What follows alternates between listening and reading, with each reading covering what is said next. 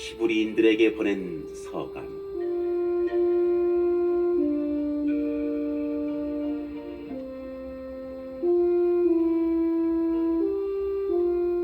1장. 하느님께서 예전에는 예언자들을 통하여 여러 번에 걸쳐 여러 가지 방식으로 조상들에게 말씀하셨지만 이 마지막 때에는 아드님을 통하여 우리에게 말씀하셨습니다. 하느님께서는 아드님을 만물의 상속자로 삼으셨을 뿐만 아니라 그분을 통하여 온 세상을 만들기까지 하셨습니다. 아드님은 하느님 영광의 광채이시며 하느님 본질의 모상으로서 만물을 당신의 강력한 말씀으로 지탱하십니다. 그분께서 죄를 깨끗이 없애신 다음 하늘 높은 곳에 계신 두루마신 분의 오른쪽에 앉으셨습니다. 그분께서는 천사들보다 뛰어난 이름을 상속받으시어 그만큼 그들보다 위대하게 되셨습니다. 하느님께서 천사들 가운데 그 누구에게 너는 내 아들, 내가 오늘 너를 낳았노라 하고 말씀하신 적이 있습니까?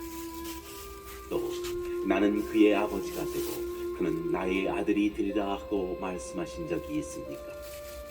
또 맏아드님을 저 세상에 데리고 들어가실 때에는 하느님의 천사들은 모두 그에게 경배하여라 하고 말씀하십니다. 그리고 천사들과 관련해서는 그는 자기의 천사들을 바람처럼 만들고 자기의 지정들을 타오르는 불처럼 만든다 하는 말씀이 있고 아드님과 관련해서는 이런 말씀이 있습니다. 오 하느님, 당신의 왕좌는 영원 무궁하며 당신의 왕호는 공정의 홀입니다. 당신께서 정의를 사랑하시고 불의를 미워하시기에 하느님께서 당신의 하느님께서 기쁨의 기름을 당신 동료들이 아니라 당신께 부어주셨습니다. 또 이런 말씀이 있습니다. 주님, 당신께서는 태초의 땅을 세우셨습니다. 하늘도 당신 손의 작품입니다. 그것들은 사라져가도 당신께서는 그대로 계십니다. 그것들은 다 옷처럼 낡을 것입니다. 당신께서는 그것들을 옷가지처럼 말아치우시고 그것들은 옷처럼 변할 것입니다. 그러나 당신께서는 언제나 같으시고 당신의 횟수는 끝이 없을 것입니다. 하느님께서 천사들 가운데 그 누구에게 내 오른쪽에 앉아라, 내가 너의 원수들을 내 발판으로 삼을 때까지 하고 말씀하신 적이 있습니까? 천사들은 모두 하느님을 시중드는 영으로서 구원을 상속받게 될 이들에게 봉사하도록 파견되는 이들이 아닙니까?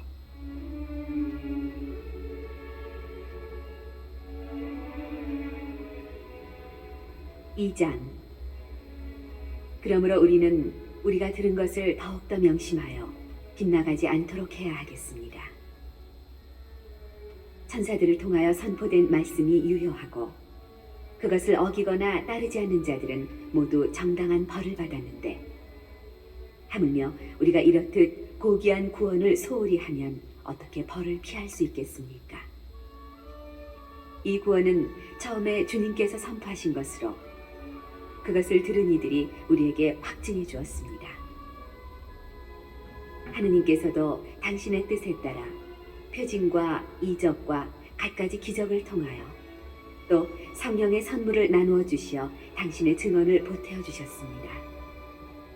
하느님께서는 우리가 지금 말하고 있는 곧 앞으로 올 세상을 천사들의 지배 아래 두신 것이 아닙니다. 어떤 이가 어디에선가 이렇게 증언하였습니다. 인간이 무엇이기에 그를 기억해 주십니까? 사람이 무엇이기에 그를 돌보아 주십니까? 천사들보다 잠깐 낮추셨다가 영광과 존귀의 관을 씌워주시고 만물을 그의 발 아래 두셨습니다. 하느님께서는 이렇게 만물을 그의 지배 아래 두시면서 그 아래 들지 않는 것은 하나도 남겨놓지 않으셨습니다. 그런데도 우리가 보기에는 만물이 아직도 그의 지배 아래 들지 않았습니다. 그러나 우리는 천사들보다 잠깐 낮아지셨다가 죽음의 고난을 통하여 영광과 존귀의 관을 쓰신 예수님을 보고 있습니다. 이렇게 그분께서는 하느님의 은총으로 모든 사람을 위하여 죽음을 겪으셔야 했습니다. 만물은 하느님을 위하여 또 그분을 통하여 존재합니다. 이러한 하느님께서 많은 자녀들을 영광으로 이끌어 들이시면서 그들을 위한 구원의 영도자를 고난으로 완전하게 만드신 것은 당연한 일이었습니다. 사람들을 거룩하게 해주시는 분이나 거룩하게 되는 사람들이나 모두 한 분에게서 나왔습니다. 그러한 까닭에 예수님께서는 그들을 형제라고 부르기를 부끄러워하지 않으시고 이렇게 말씀하십니다. 저는 당신 이름을 제 형제들에게 전하고 모임 한가운데에서 당신을 찬양하오리다. 또 나는 그분을 신뢰하리라 하시고 보라 나다. 그리고 하느님께서 나에게 주신 자녀들이다 하고 말씀하십니다. 이 자녀들이 피와 살을 나누었듯이 예수님께서도 그들과 함께 피와 살을 나누어 가지셨습니다.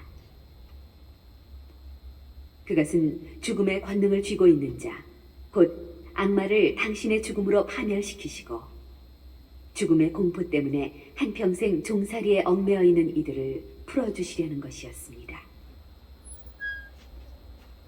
그분께서는 분명 천사들을 보살펴 주신 것이 아니라 아브라함의 후손들을 보살펴 주십니다.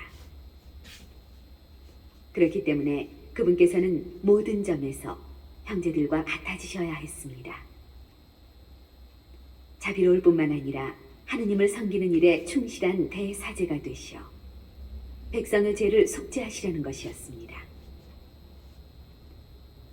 그분께서는 고난을 겪으시면서 유혹을 받으셨기 때문에 유혹을 받는 이들을 도와주실 수가 있습니다.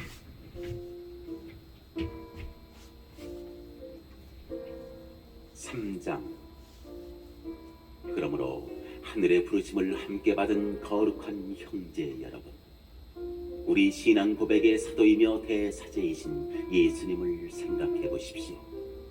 모세가 하느님의 온 집안을 충실히 맡고 있었듯이 예수님께서도 당신을 세우신 분께 충실하셨습니다. 그러나 집을 지으니가 집보다 더 존귀하듯이 예수님도 모세보다 더 큰 영광을 누리셔야 마땅합니다. 어떤 집이든 그것을 지으니가 있습니다. 그런데 만물을 지으신 분은 하느님이십니다. 모세는 하느님께서 장차 말씀하시는 것을 증언하려고 종으로서 그분의 온 집안을 충실히 맡고 있었습니다. 그러나 그리스도께서는 그분의 집안을 맡은 아드님으로서 충실하신 분이십니다. 우리가 그분의 집안입니다. 우리의 희망에 대하여 확신과 긍지를 굳게 지니는 한 그렇습니다. 그러므로 성령께서 말씀하시는 그대로입니다. 오늘 너희가 그분의 소리를 듣거든 마음을 완고하게 갖지 마라. 광야에서 시험하던 날처럼 반항하던 때처럼 거기에서 너희 조상들은 내가 한 일을 보고서도 나를 떠보며 시험하였다. 40년 동안 그리하였다. 그래서 나는 그 세대에게 화가 나 말하였다. 언제나 마음이 빗나간 자들, 그들은 내 길을 깨닫지 못하였다. 그리하여 나는 분노하며 맹세하였다. 그들은 내 안식처에 들어가지 못하리라. 형제 여러분, 여러분 가운데에는 믿지 않는 악한 마음을 품고서 살아계신 하느님을 저버리는 사람이 없도록 조심하십시오. 오늘이라는 말이 들리는 한 여러분은 날마다 서로 격려하여 죄의 속임수에 넘어가 완고해지는 사람이 하나도 없도록 하십시오. 우리는 그리스도의 동료가 된 사람들입니다. 처음의 결심을 끝까지 굳건히 지니는 한 그렇습니다. 오늘 너희가 그분의 소리를 듣거든 반항하던 때처럼 마음을 완고하게 갖지 마라 하셨는데 듣고도 반항한 자들은 누구였습니까? 모두 모세의 인도를 받아 이집트에서 빠져나온 그 사람들이 아닙니까? 또 하느님께서는 40년 동안 누구에게 화가 나셨습니까? 죄를 지은 사람들, 시체가 되어 광야에 쓰러진 그 사람들이 아닙니까? 또 하느님께서는 누구에게 당신의 안식처에 들어가지 못하리라고 맹세하셨습니까? 순종하지 않은 그 사람들이 아닙니까? 우리가 보듯이 과연 그들은 불신 때문에 안식처에 들어가지 못하였습니다. 4장. 그러므로 하느님의 안식처에 들어갈 수 있다는 약속이 계속 유효한데도 여러분 가운데 누가 이미 탈락하였다고 여겨지는 일이 없도록 우리 모두 주의를 기울입시다. 사실 그들이나 우리나 마찬가지로 기쁜 소식을 들었습니다. 그러나 그들이 들은 그 말씀은 그들에게 아무런 이득이 되지 못하였습니다. 그 말씀을 귀 여겨 들은 이들과 믿음으로 결합되지 못하였기 때문입니다. 믿음을 가진 우리는 안식처로 들어갑니다. 그것은 하느님께서 그리하여 나는 분노하며 맹세하였다. 그들은 내 안식처에 들어가지 못하리라 하고 말씀하신 그대로입니다. 안식처는 물론 하느님께서 만드신 것들은 세상 창조 때부터 이미 다 이루어져 있었습니다. 사실 일곱째 날에 관하여 어디에선가 이렇게 말하였습니다. 하느님께서는 하시던 일을 모두 마치시고 이른 날에 쉬셨다. 또 여기에서는 그들은 내 안식처에 들어가지 못하리라 하였습니다. 그런데 어떤 이들은 그곳에 들어갈 기회가 아직 있고 또 예전에 기쁜 소식을 들은 이들은 순종하지 않은 탓으로 그곳에 들어가지 못하였기에 하느님께서는 다시 오늘이라는 날을 정하셨습니다. 앞서 인용한 대로 오랜 세월이 지난 뒤에 다윗을 통하여 오늘 너희가 그분의 소리를 듣거든 마음을 완고하게 갖지 마라 하고 말씀하실 때 그리하신 것입니다. 만일 여호수아가 그들을 안식처로 이끌었다면 하느님께서 나중에 다른 날에 관하여 말씀하지 않으셨을 것입니다. 그러므로 하느님의 백성에게는 아직도 참 안식이 그대로 남아 있습니다. 하느님께서 하시던 일을 마치고 쉬신 것처럼 그분의 안식처에 들어가는 이도 자기가 하던 일을 마치고 쉬는 것입니다. 그러니 그와 같은 불순종의 본을 따르다가 떨어져 나가는 사람이 없게 우리 모두 저 안식처에 들어가도록 힘씁시다. 사실 하느님의 말씀은 살아있고 힘이 있으며 어떤 쌍날 칼보다도 날카롭습니다. 그래서 사람 속을 꿰찔러 혼과 영을 가르고 관절과 골수를 갈라 마음의 생각과 속셈을 가려냅니다. 하느님 앞에서는 어떠한 피조물도 감추어져 있을 수 없습니다. 그분 눈에는 모든 것이 벌거숭이로 드러나 있습니다. 이러한 하느님께 우리는 셈을 해드려야 하는 것입니다. 그런데 우리에게는 하늘 위로 올라가신 위대한 대사제가 계십니다. 하느님의 아들 예수님이십니다. 그러니 우리가 고백하는 신앙을 굳게 지켜나갑시다. 우리에게는 우리의 연약함을 동정하지 못하는 대사제가 아니라 모든 면에서 우리와 똑같이 유혹을 받으신 그러나 죄는 짓지 않으신 대사제가 계십니다. 그러므로 확신을 가지고 은총의 어좌로 나아갑시다. 그리하여 자비를 얻고 은총을 받아 필요할 때에 도움이 되게 합시다.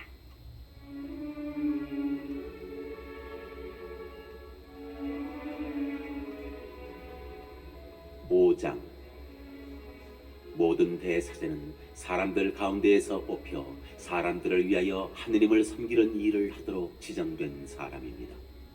곧 죄 때문에 예물과 제물을 바치는 것입니다. 그는 자기도 약점을 짊어지고 있으므로 무지하여 길을 벗어난 이들을 너그러이 대할 수 있습니다. 그리고 연약한 탓에 백성의 죄뿐만 아니라 자기의 죄 때문에도 제물을 바쳐야 합니다. 이 영예는 어느 누구도 스스로 얻는 것이 아니라 아론과 같이 하느님에게서 부르심을 받아 얻는 것입니다. 이처럼 그리스도께서도 대사자가 되는 영광을 스스로 차지하신 것이 아니라 그분께 너는 내 아들, 내가 오늘 너를 낳았노라 하고 말씀하신 분께서 그렇게 해주신 것입니다. 또 다른 곳에서 말씀하신 그대로입니다. 너는 멜키체덱과 같이 영원한 사제다. 예수님께서는 이 세상에 계실 때 당신을 죽음에서 구하실 수 있는 분께 큰 소리로 부르짖고 눈물을 흘리며 기도와 탄원을 올리셨고 하느님께서는 그 경외심 때문에 들어주셨습니다. 예수님께서는 아드님이시지만 고난을 겪으심으로써 순종을 배우셨습니다. 그리고 완전하게 되신 뒤에는 당신께 순종하는 모든 이에게 영원한 구원의 근원이 되셨으며 하느님에게서 멜기체덱과 같은 대사제로 임명되셨습니다. 이것에 관해서는 우리가 할 말이 많지만 여러분이 알아듣는데 둔해진 까닭에 설명하기가 어렵습니다. 사실 시간으로 보면 여러분은 벌써 교사가 되었어야 할 터인데 아직도 하느님 말씀의 초보적인 원리를 다시 남에게서 배워야 할 필요가 있습니다. 여러분은 단단한 음식이 아니라 젖이 필요한 사람이 되었습니다. 젖을 먹고 사는 사람은 모두 악이이므로 옳고 그름을 가리는 일에 서툽니다. 단단한 음식은 성숙한 사람들을 위한 것입니다. 그들은 경험으로 좋고 나쁜 것을 분별하는 훈련된 지각을 가지고 있습니다.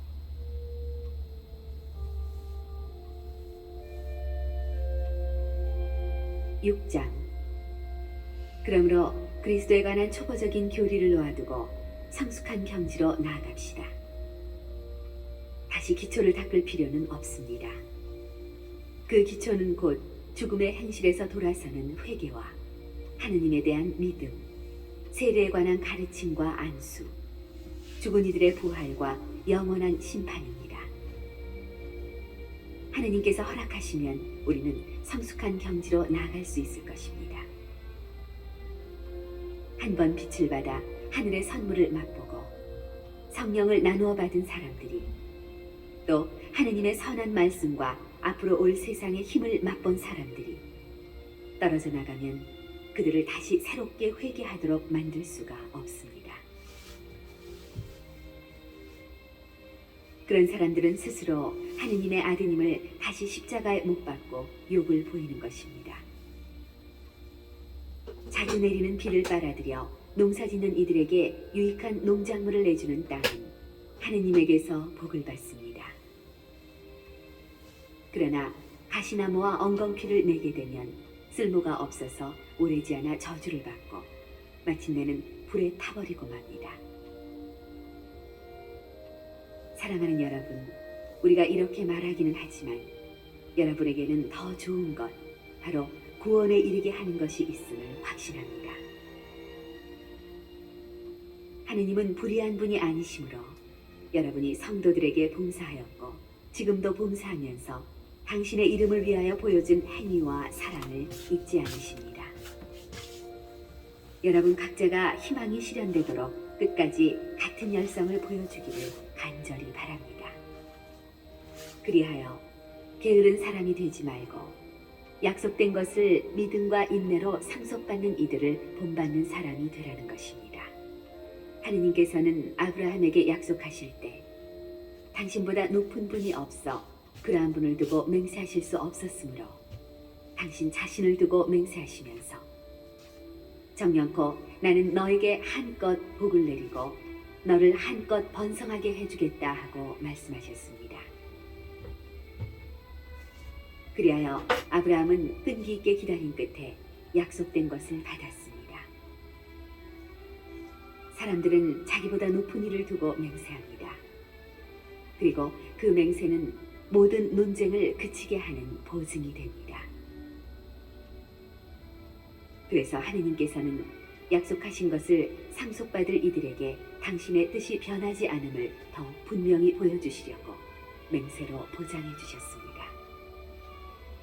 하느님께서 이 두 가지 변하지 않는 사실에 관하여 거짓말을 하신다는 것은 있을 수 없습니다. 이 두 가지로 당신께 몸을 피한 우리가 앞에 놓인 희망을 굳게 붙잡도록 힘찬 격려를 받게 하셨습니다. 이 희망은 우리에게 영혼의 닷과 같아 안전하고 견고하며 또 저 휘장 안에까지 들어가게 해줍니다. 예수님께서는 멜키ጼ덱과 같은 영원한 대사제가 되시어 우리를 위하여 선구자로 그곳에 들어가셨습니다.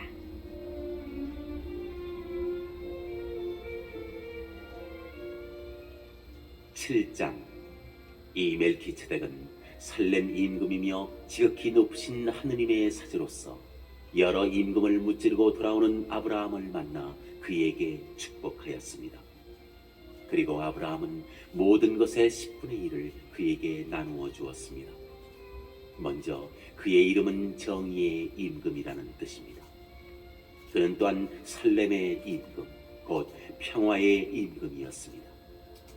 그는 아버지도 없고 어머니도 없으며 족보도 없고 생애의 시작도 끝도 없는 이로써 하느님의 아들을 닮아 언제까지나 사제로 남아 있습니다. 그가 얼마나 위대한지 생각해 보십시오. 선조 아브라함도 가장 좋은 전리품에서 10분의 1을 그에게 바쳤습니다. 레위 자손 가운데에서 사제직을 맡는 이들에게는 율법에 따라 백성에게서 11조를 거두는 규정이 있습니다. 백성 역시 그들의 형제로서 같은 아브라함의 소생인데도 그렇습니다. 그런데 멜키ጼ덱은 그들의 족보에 들지 않았으면서도 아브라함에게서 11조를 받았고 약속을 받은 그에게 축복해 주었습니다. 따질 것도 없이 축복은 아랫사람이 윗사람에게서 받는 법입니다. 그리고 한쪽에서는 언젠가 죽을 인간들이 11조를 받고 다른 쪽에서는 아직도 살아있다고 성경에서 증언하는 이가 그것을 받았습니다. 이를테면 11조를 받는 레위도 아브라함을 통하여 11조를 바친 셈입니다. 멜키ጼ덱이 아브라함을 만났을 때 레위가 자기 조상의 몸속에 있었기 때문입니다. 백성은 레위의 사제직을 바탕으로 율법을 받았는데 만일 그 사제직으로 완전성에 이를 수 있었다면 아론과 같은 사제를 임명하지 않고 멜키ጼ덱과 같은 다른 사제를 세울 필요가 어디 있었겠습니까? 사제직이 변하면 율법에도 반드시 변화가 생기기 마련입니다. 여기에서 말하는 분은 다른 지파에 속하신 분으로서 그 지파에서는 아무도 제단에서 직무를 수행한 적이 없습니다. 우리의 주님께서 유다 지파에서 나오신 것은 명확합니다. 그런데 모세는 사제들에 관하여 말할 때 이 지파를 언급한 적이 없습니다. 멜키ጼ덱과 닮은 다른 사제께서 나오시면 더욱 분명해집니다. 그분께서는 육적인 혈통과 관련된 율법 규정이 아니라 불멸하는 생명의 힘에 따라 사제가 되셨습니다. 너는 멜키ጼ덱과 같이 영원한 사제다 하고 성경에서 증언하기 때문입니다. 예전의 규정은 무력하고 무익하기 때문에 폐지되었습니다. 사실 율법은 아무것도 완전하게 하지 못하였습니다. 그러나 더 나은 희망이 주어져 우리는 그것을 통하여 하느님께 다가갑니다. 이 일은 하느님의 맹세 없이 이루어진 것이 아닙니다. 다른 이들은 하느님의 맹세 없이 사제가 되었습니다. 그러나 그분께서는 주님께서 맹세하시고 뉘우치지 않으시리이다. 너는 영원한 사제다라고 하였듯이 그분께 말씀하신 분의 맹세로 사제가 되셨습니다. 그러한 만큼 예수님께서는 더 나은 계약을 보증해 주시는 분이 되셨습니다. 또한 다른 사제들은 죽음 때문에 직무를 계속할 수가 없어 그 수가 많았습니다. 그러나 그분께서는 영원히 사시기 때문에 영구한 사제직을 지니십니다. 따라서 그분께서는 당신을 통하여 하느님께 나아가는 사람들을 언제나 구원하실 수 있습니다. 그분께서는 늘 살아계시어 그들을 위하여 빌어주십니다. 사실 우리는 이와 같은 대사제가 필요하였습니다. 거룩하시고 순수하시고 순결하시고 죄인들과 떨어져 계시며 하늘보다 더 높으신 분이 되신 대사제이십니다. 그분께서는 다른 대사제들처럼 날마다 먼저 자기 죄 때문에 제물을 바치고 그 다음으로 백성의 죄 때문에 제물을 바칠 필요가 없으십니다. 당신 자신을 바치실 때 이 일을 단 한 번에 다 이루신 것입니다. 율법은 약점을 지닌 사람들을 대사제로 세우지만 율법 다음에 이루어진 맹세의 그 말씀은 영원히 완전하게 되신 아드님을 대사제로 세웁니다.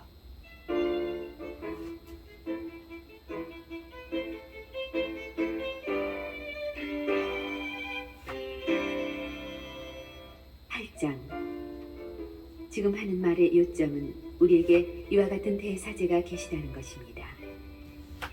곧 하늘에 계신 존엄하신 분의 어좌 오른쪽에 앉으시어 사람이 아니라 주님께서 세우신 성소와 참 성막에서 직무를 수행하시는 분이십니다. 모든 대사제는 예물과 제물을 바치도록 임명된 사람입니다. 그러므로 대사제도 무엇인가 바칠 것이 있어야 합니다. 만일 그분께서 세상에 계시면 사제가 되지 못하십니다. 율법에 따라 예물을 바치는 사제들이 있기 때문입니다. 모세가 성막을 세우려고 할 때 지시를 받은 대로 그들은 하늘에 있는 성소의 모상이며 그림자에 지나지 않는 성소에서 봉직합니다. 하느님께서 자, 내가 이 산에서 너에게 보여준 모형에 따라 모든 것을 만들어라 하고 말씀하신 것입니다. 그런데 이제 그리스도께서는 더 훌륭한 직무를 맡으셨습니다. 더 나은 약속을 바탕으로 세워진 더 나은 계약의 중개자이시기 때문입니다. 저 첫째 계약에 결함이 없었다면 다른 계약을 찾을 까닭이 없었을 것입니다. 그런데 하느님께서는 그들의 결함을 꾸짖으시며 이렇게 말씀하십니다. 보라, 그날이 온다. 주님께서 말씀하신다. 그때 나는 이스라엘 집안과 유다 집안과 새 계약을 맺으리라. 그것은 내가 그 조상들의 손을 잡고 이집트 땅에서 이끌고 나올 때 그들과 맺었던 계약과는 다르다. 그들이 내 계약을 지키지 않아 나도 그들을 돌보지 않았다. 주님께서 말씀하신다. 그 시대가 지난 뒤에 내가 이스라엘 지방과 맺어줄 계약은 이러하다. 주님께서 말씀하신다. 나는 그들의 생각 속에 내 법을 넣어주고 그들의 마음에 그 법을 새겨주리라. 그리하여 나는 그들의 하느님이 되고 그들은 나의 백성이 되리라. 그때에는 아무도 자기 이웃에게 아무도 제 형제에게 주님을 알아라 하고 가르치지 않으리라. 그들이 낮은 사람부터 높은 사람까지 모두 나를 알게 될 것이기 때문이다. 나는 그들의 불의를 너그럽게 보아주고 그들의 죄를 더 이상 기억하지 않으리라. 하느님께서는 새 계약이라는 말씀을 하심으로써 첫째 계약을 낡은 것으로 만드셨습니다. 낡고 오래된 것은 곧 사라집니다.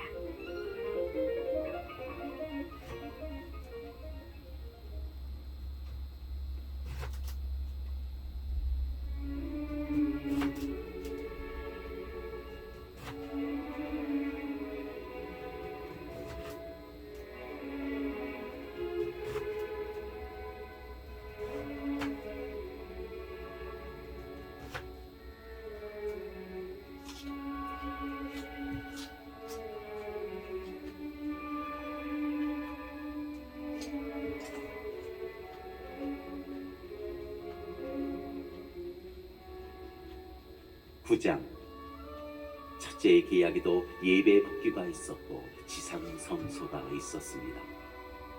사실 첫째 성막이 세워져 그 안에 등잔대와 상과 제사 빵이 놓여 있었는데 그곳을 성소라고 합니다.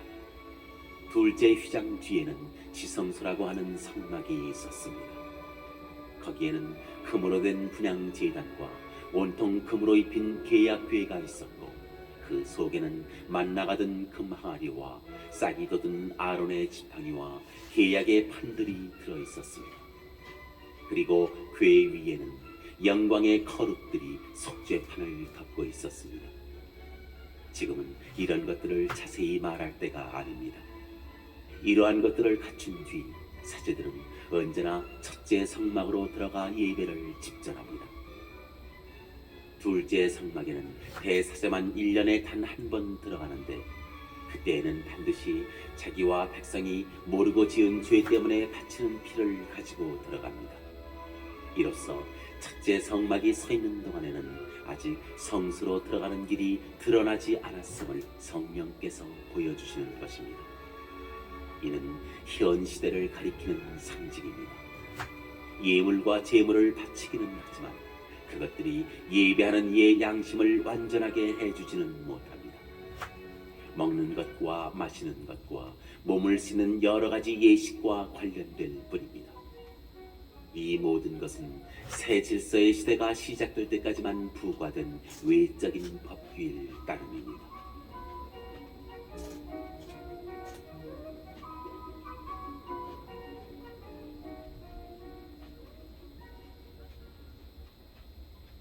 그러나 그리스도께서는 이미 이루어진 좋은 것들을 주관하시는 대사제로 오셨습니다.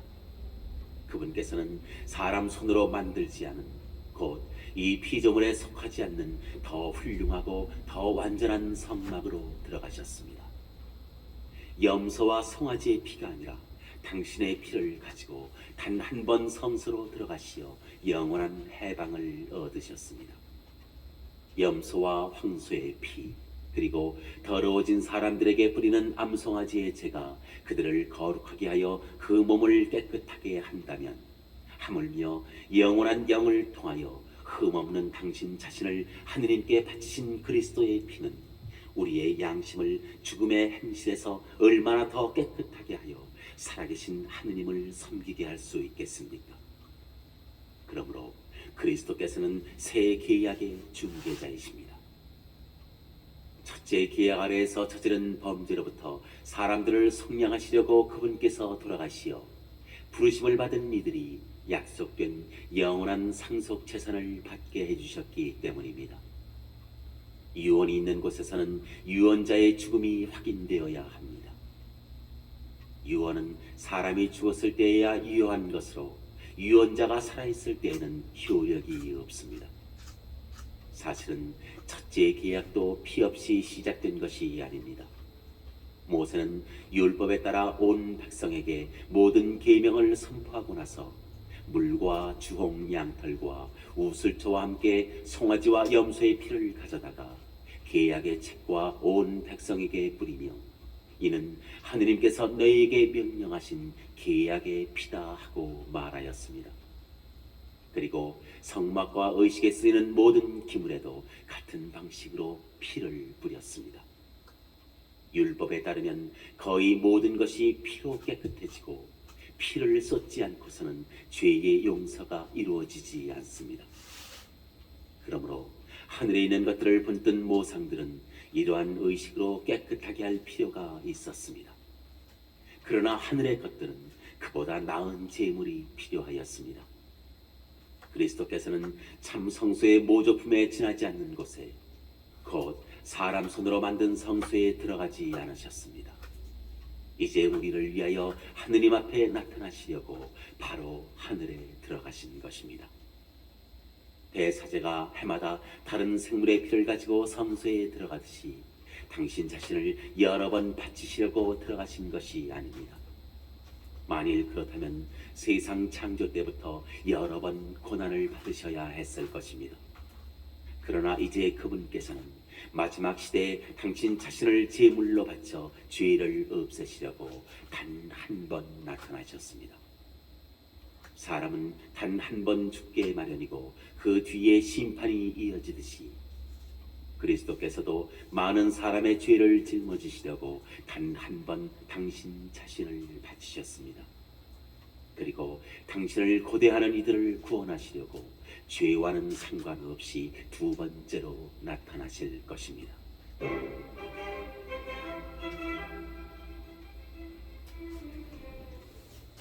10장. 율법은 장차 일어날 좋은 것들의 그림자만 지니고 있을 뿐 바로 그 실체의 모습은 지니고 있지 않으므로 해마다 계속해서 바치는 같은 제물로는 하나님께 나아가는 이들을 완전하게 할 수 없습니다. 만일 완전하게 할 수 있었다면 예배하는 이들이 한 번 깨끗해진 다음에는 더 이상 죄의식을 가지지 않아 제물을 바치는 일도 중단되지 않았겠습니까? 그러한 제물로는 해마다 죄를 기억하게 될 뿐입니다. 황소와 염소의 피가 죄를 없애지 못하기 때문입니다. 그러한 까닭에 그리스도께서는 세상에 오실 때 이렇게 말씀하셨습니다. 당신께서는 제물과 예물을 원하지 않으시고 오히려 저에게 몸을 마련해 주셨습니다.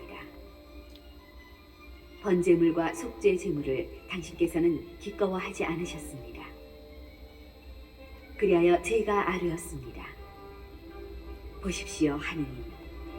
두루마리에 저에 관하여 기록된 대로 저는 당신의 뜻을 이루러 왔습니다. 그리스도께서는 먼저 제물과 예물을 또 번제물과 속죄 제물을 당신께서는 원하지도 기꺼워하지도 않으셨습니다 하고 말씀하시는데 이것들은 율법에 따라 바치는 것입니다. 그 다음에는 보십시오. 저는 당신의 뜻을 이루러 왔습니다 하고 말씀하십니다. 두 번째 것을 세우시려고 그리스도께서 첫 번째 것을 치우신 것입니다. 이 뜻에 따라 예수 그리스도의 몸이 단 한 번 바쳐짐으로써 우리가 거룩하게 되었습니다. 모든 사제는 날마다 서서 같은 제물을 거듭 바치며 직무를 수행하지만 그러한 것들은 결코 죄를 없애지 못합니다.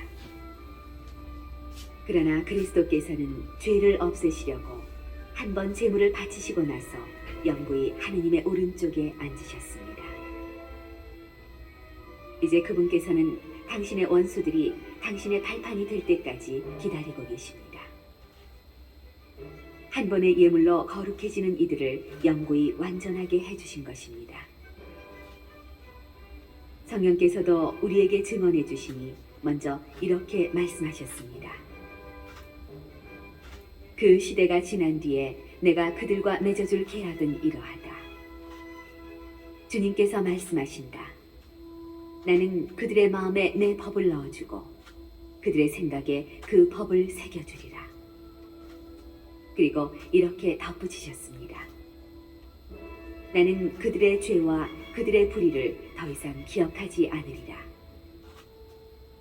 이러한 것들이 용서된 곳에는 더 이상 죄 때문에 바치는 예물이 필요 없습니다.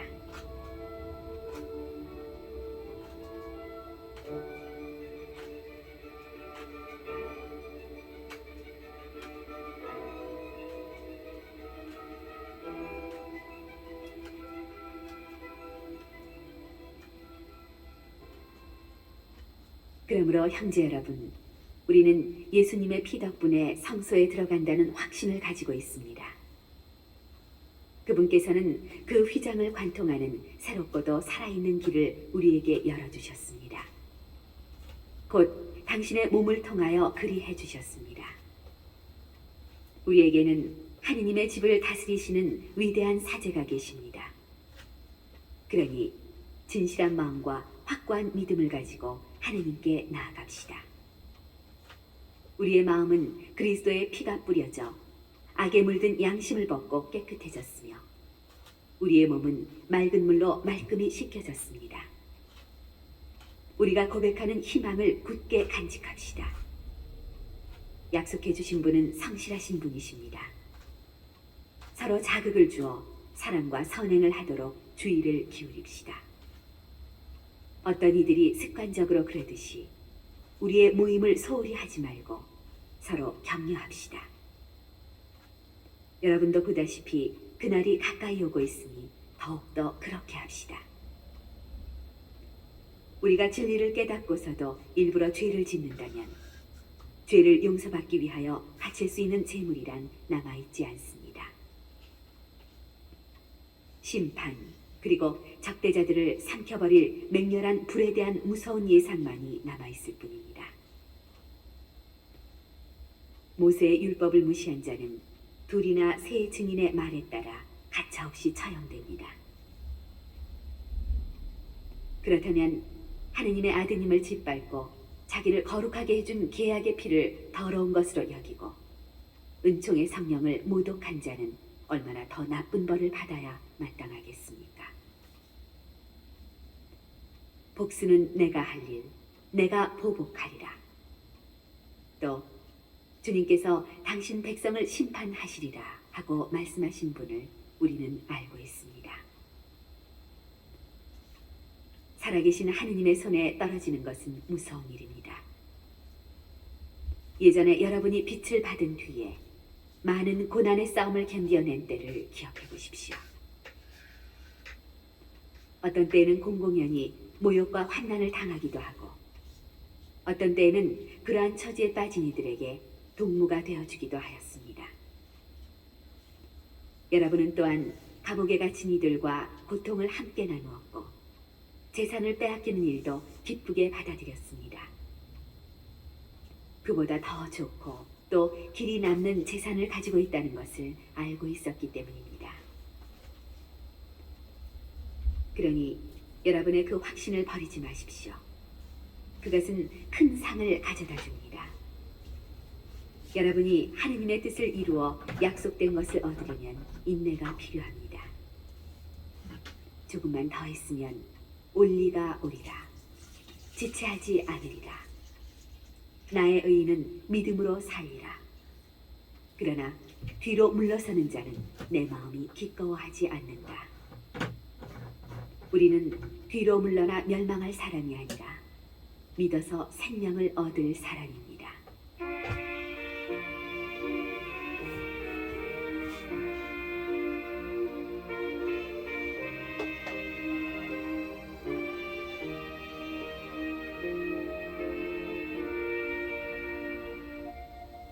11장. 믿음은 우리가 바라는 것들의 보증이며 보이지 않는 실체들의 확증입니다. 사실 옛사람들은 믿음으로 인정을 받았습니다. 믿음으로써 우리는 세상이 하느님의 말씀으로 마련되었음을, 따라서 보이는 것이 보이지 않는 것에서 나왔음을 깨닫습니다. 믿음으로써 아벨은 카인보다 나은 제물을 하느님께 바쳤습니다. 믿음 덕분에 아벨은 의인으로 인정받고 하느님께서는 그의 예물을 인정해 주셨습니다. 그는 죽었지만 믿음 덕분에 여전히 말을 하고 있습니다. 믿음으로써 에녹은 하늘로 들어올려져 죽음을 겪지 않았습니다.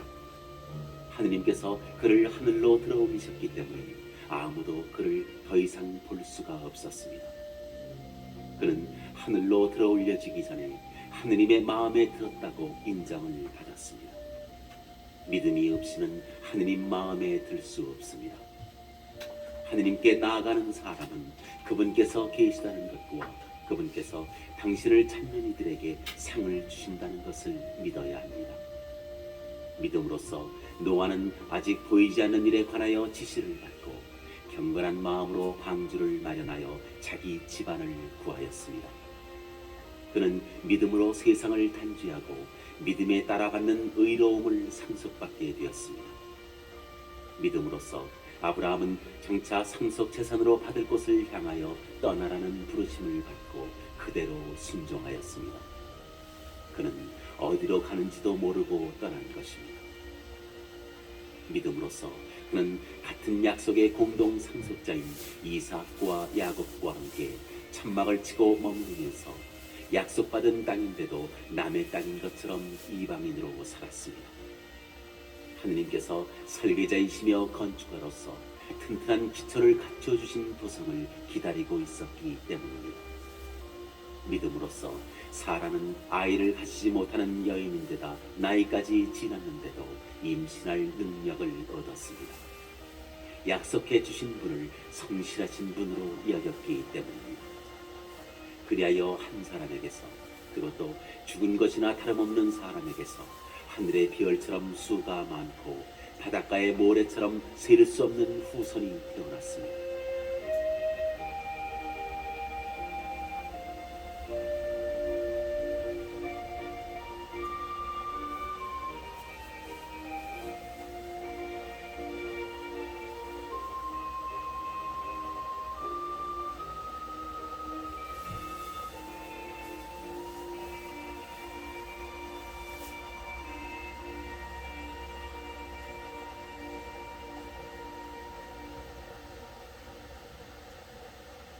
이들은 모두 믿음 속에 죽어갔습니다.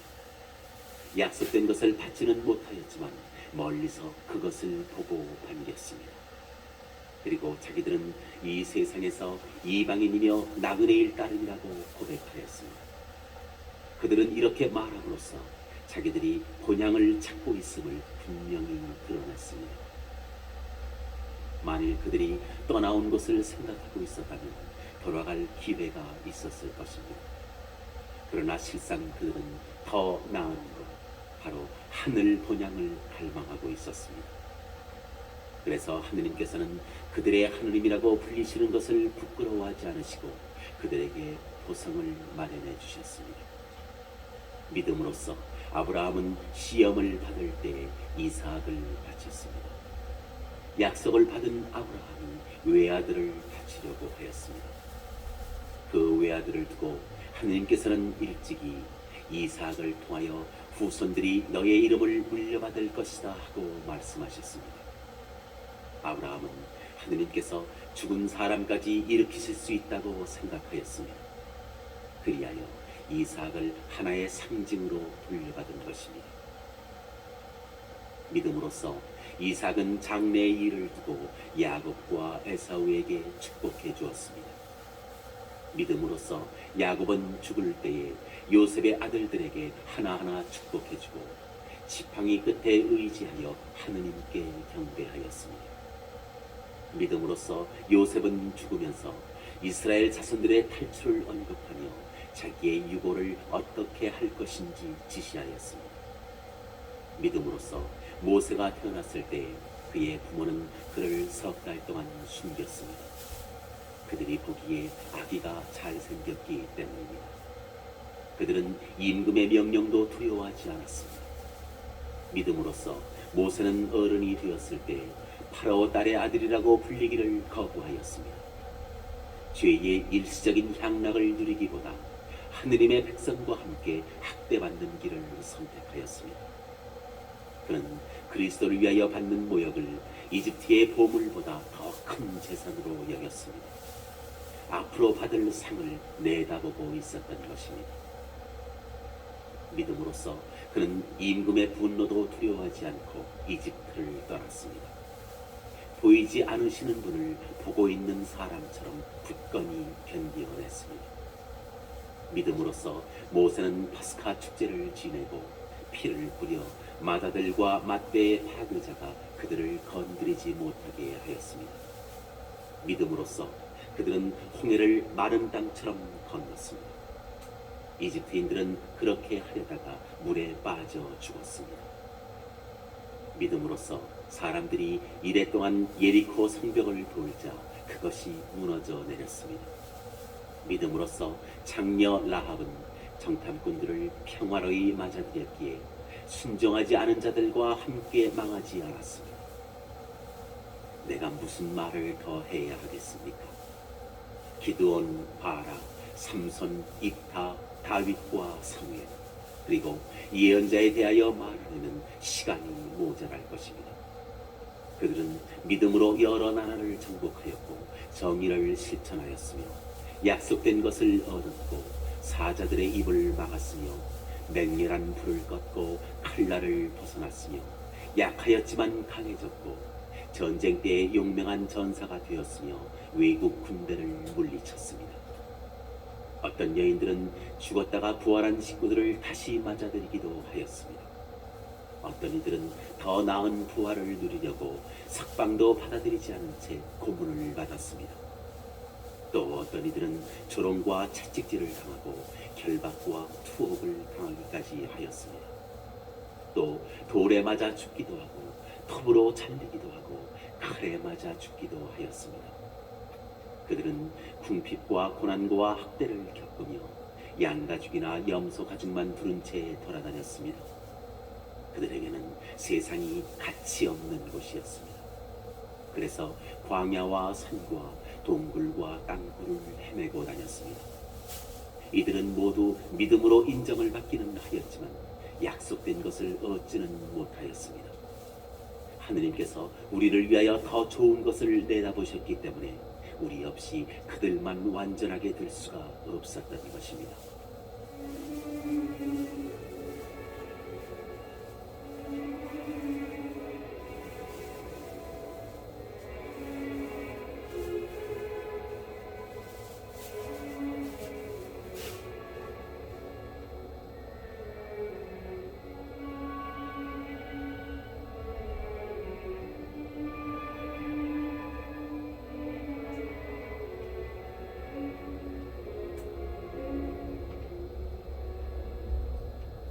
(12장) 그러므로 이렇게 많은 증인들이 우리를 구름처럼 에워싸고 있으니 우리도 온갖 짐과 그토록 쉽게 달라붙는 죄를 벗어버리고 우리가 달려야 할 길을 꾸준히 달려갑시다.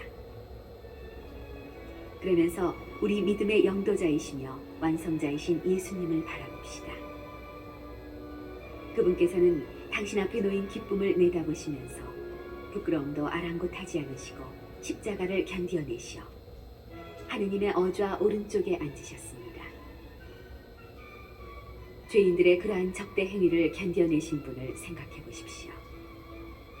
그러면 낙심하여 지쳐버리는 일이 없을 것입니다. 여러분은 죄에 맞서 싸우면서 아직 피를 흘리며 죽는 데까지 이르지는 않았습니다. 여러분은 하느님께서 여러분을 자녀로 대하시면서 내리시는 권고를 잊어버렸습니다. 내 아들아, 주님의 훈육을 하찮게 여기지 말고 그분께 책망을 받아도 낙심하지 마라. 주님께서는 사랑하시는 이를 훈육하시고 아들로 인정하시는 모든 이를 채찍질하신다.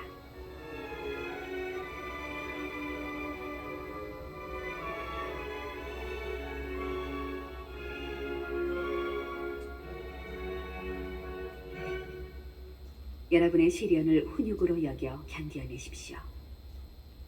하느님께서는 여러분을 자녀로 대하십니다. 아버지에게서 훈육을 받지 않은 아들이 어디 있습니까? 모든 자녀가 다 받는 훈육을 받지 않는다면 여러분은 사생아지 자녀가 아닙니다. 게다가 우리에게는 우리를 훈육하시는 육신의 아버지가 계셨고 우리는 그러한 아버지를 공경하였습니다. 그렇다면 영적 아버지께는 더욱 순종하여 그 결과로 생명을 얻어야 하지 않겠습니까?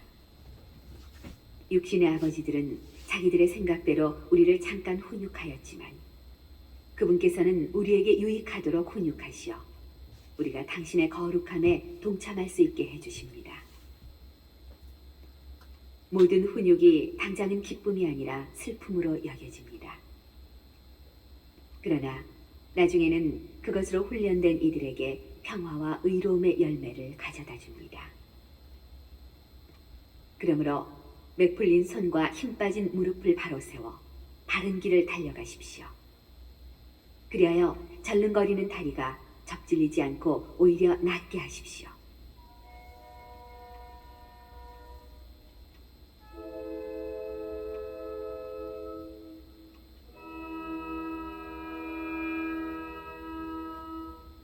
모든 사람과 평화롭게 지내고 거룩하게 살도록 힘쓰십시오.